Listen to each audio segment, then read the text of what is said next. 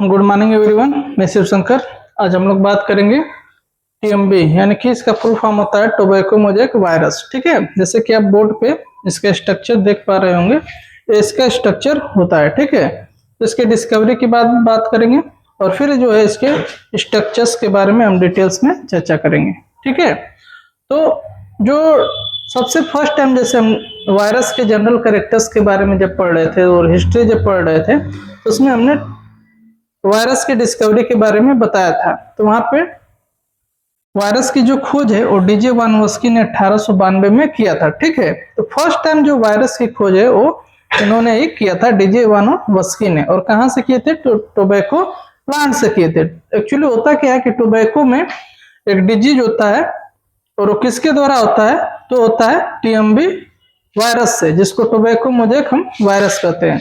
तो tobacco mosaic जो virus है ये टोबैको प्लांट के अंदर, ठीक है ना, टोबैको प्लांट के क्या करता है?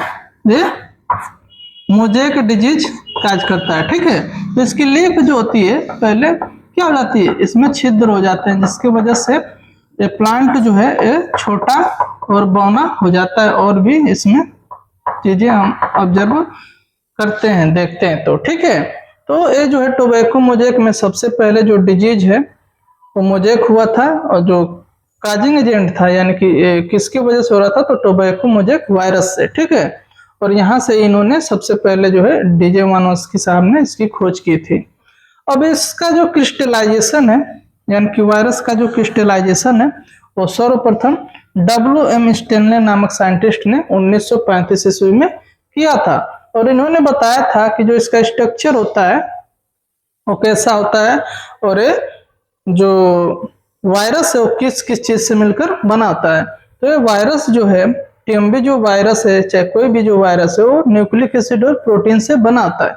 न्यूक्लिक एसिड की अगर हम बात करें तो इसमें आरएनए, और जो प्रोटीन है इसमें इसको हम कैप्सिड बोलते हैं या प्रोटीन कोट बोलते हैं। ठीक है, अब इसके स्ट्रक्चर्स की अगर हम बात करें, ठीक है, स्ट्रक्चर्स की, टीएमबी के स्ट्रक्चर्स की, तो वायरस काफी जो है अल्ट्रा माइक्रोस्कोपिक होते हैं। इसको सिर्फ और सिर्फ जो इलेक्ट्रॉन माइक्रोस्कोप की सहायता से क्या है हम देख पाते हैं। ठीक है, तो इलेक्ट्रॉन माइक्रोस्कोप की सहायता से इसका स्ट्रक्चर देखने पे जो है, इसका स्ट्रक्चर जो है वो अपीयर होता है कैसे?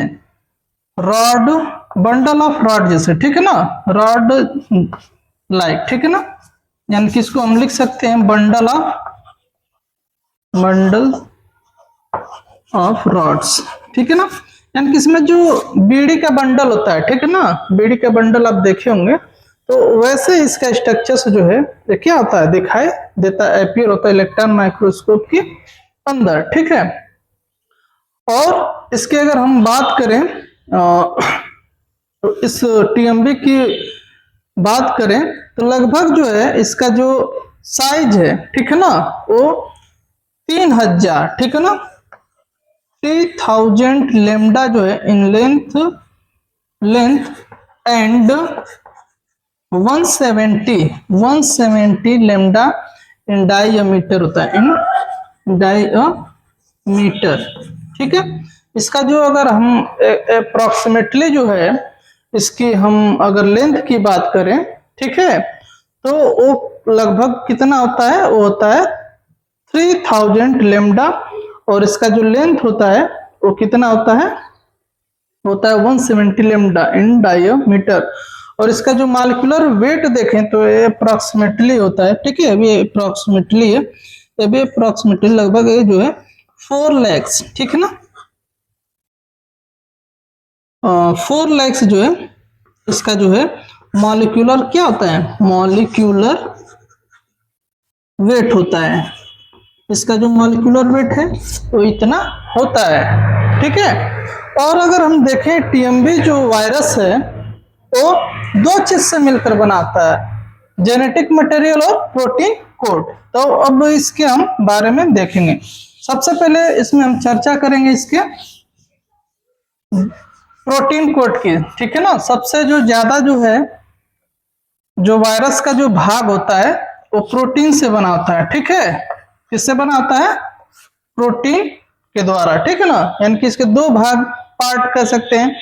एक जो सबसे जो ज्यादा जो भाग है जिसको हम यहाँ पे कैप्सिड कह रहे थे, तो इसी को हम लोग प्रोटीन कोट यहाँ पे बोलेंगे, और प्रोटीन कोट कहें या कैप्सिड कहें, बात एक ही है, ठीक है। अब इस कैप्सिड की अगर हम बात करें कि प्रोटीन जो होता है अमीनो एसिड से बना होता है, तो कितना अमीनो एसिड इसमें प्रेजेंट होता है और इसका मॉलिक्यूलर वेट कितना होता है, ठीक है। तो ये जो प्रोटीन कोट है वो लगभग जो है 2130 जो है आइडेंटिकल अमीनो एसिड से बना होता है, अमीनो एसिड से, ठीक है। यानी कि 2130 जो है आइडेंटिकल अमीनो एसिड के मिलने से जो है इसका जो है निर्माण होता है। और इसके साथ साथ जो है बात करें तो एक प्रत्येक जो इसकी सब यूनिट होती है, यानी कि प्रत्येक जो रॉड लाइक जो स्ट्रक्चर देख रहे हैं, इसको जो है हम लोग कैप्सोमियर कहते हैं, कैप्सोमियर, ठीक है। देखिए इस प्रोटीन कोड को हमने कैप्सिड बोला, तो कभी कभी पूछा जाता है कि कैप्सिड क्या, तो बताएंगे कि जो वायरस होता है उसके प्रोटीन वाले भाग को कैप्सिड कहते हैं, और उसकी एक सब यूनिट को हम लोग क्या कहेंगे, कैप्सोमियर, ठीक है। अब अगला जो इसमें पॉइंट है वो है कि प्रत्येक जो कैप्सोमियर होता है, ठीक है, प्रत्येक जो कैप्सोमियर है उसमें कितने अमीनो एसिड होते हैं, तो ईच कैप्सोमियर अगर हम प्रत्येक कैप्सोमियर की अगर हम बात करें तो उसमें लगभग जो है एक लॉन्ग अमीनो एसिड की चेन होती है, वो होती है 158 अमीनो एसिड की, ठीक है ना। यानी कि 158 यानी कि 158 अमीनो एसिड जो है लॉन्ग अमीनो एसिड की चेन होती है, जो कैप्सोमियर का क्या करती है, निर्माण करती है। और इसका मॉलिक्यूलर अगर हम वेट देखें, इस पर ईच कैप्सोमियर का मॉलिक्यूलर वेट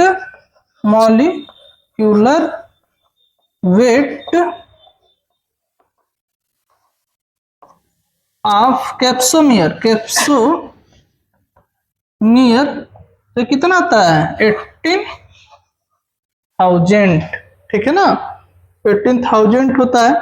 और ये जो कैप्सोमियर होता है या ये जो कैप्सिड है, ये जो जेनेटिक मटेरियल है उसके चारों तरफ हेलिकली रूप से क्या होता है, उसको घेरे रखता है, उसकी प्रोटेक्शन में हेल्प करता है, ठीक है।